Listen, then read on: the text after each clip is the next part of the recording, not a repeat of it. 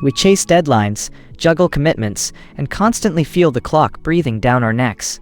Meanwhile, our tech, it's often built to fail, designed to be replaced, generating more landfill than genuine utility.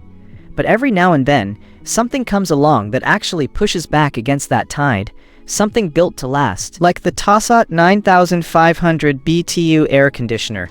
Think about a typical Tuesday morning. You are already running late. The air is thick, stuffy. Your focus is shot.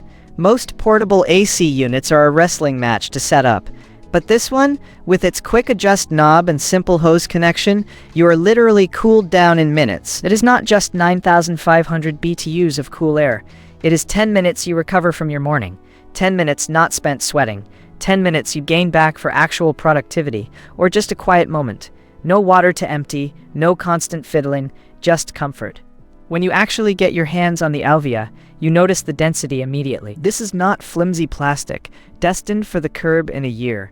It sits with an undeniable solidity, a quiet assurance. It weighs what it should for its internal mechanics, for its 300 square foot capacity, giving it that grounded feel. Zero flex, zero creaks. It is a statement of permanence in a world of disposability.